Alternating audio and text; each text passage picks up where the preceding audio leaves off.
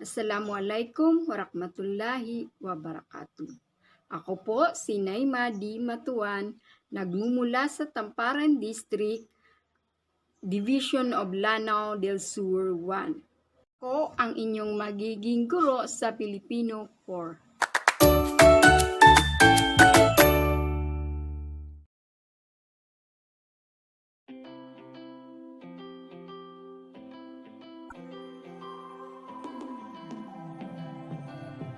Fighting flames of fire, hang on. Magandang buhay mga bata, kumusta kayong lahat? Handa na ba kayong matuto sa bago nating aralin? Ang pag-aaralan natin ngayon ay tungkol sa kahulugan ng salita sa pamamagitan ng formal na definisyon. Aral muna tayo.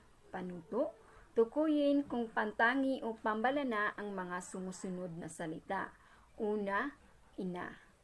Pangalawa, Marawi City. Pangatlo, hospital. Ang pang-apat, guro. Ang panghuli naman ay si Dr. Jose Rizal. Dito sa ating bagong aralin, kailangan nating gumamit ng diksyonaryo.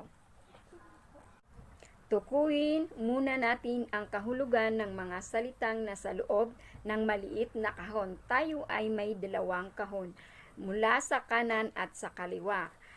Ibigay ang kahulugan ng mga sumusunod na salita: alagaan, kalungkutan, sandigan, matatag, at tagumpay. Pumili kayo dito sa kaliwa ng kahon sa mini dictionary. Argwain, kalingain, pundasyon, batayan, pighati, panglaw, panalo, wagi, malakas, at matibay. Formal na definisyon. Ito ay ang mga salitang pamantayan dahil ito ay kinikilala, tinatanggap at ginagamit ng karamihang nakapag-aral sa wika. Sino sa inyo ang nakakita ng diksyonaryo?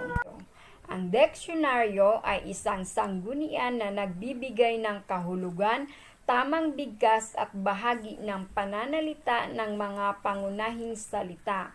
At tandaan, ito ay nakaayos ng paalpabeto. Ihanda na ang inyong mga module. Sisimulan natin ang ating gawain. Panuto, basahin at unawain ang mga katanungan. Bilugan ang titik ng tamang sagot. Una, ang paslit ay magalang magsalita. Ano ang kahulugan ng salitang may salungguhit? A. Munting bata. B. Winalanghiya. C. Tinarayan. D. Minura. Ang tamang sagot ay A. Munting bata. Pangalawa, paano nakasulat ang mga salita sa diksyonaryo? A. Hiwa-hiwalay. B. May bilang. C. Paalpabeto. D. Sunod-sunod. Ang tamang sagot ay C. Paalpabeto. Ang panghuling gawain ay panuto. Basahin ang mga definisyon ng mga salita sa bawat bilang. Piliin sa loob ng kahon ang salitang binigyan ng kahulugan. Una, tinaguriang pinakamaliit na sangay ng lipunan. Pangalawa, haligi ng tahanan at nagtataguyod sa pamilya. Pangatlo, tawag sa mga anak. Pang-apat, tawag sa ina at ama ng pamilya. Panglima, ilaw ng tahanan at gumagawa ng gawaing bahay. Dito kayo mamimili ng mga sagot sa ibaba. Nanay, tatay, supling, magulang, pamilya. Maraming salamat. Dito nagtatapos ang ating leksyon. Sana ay may natutuhan kayo.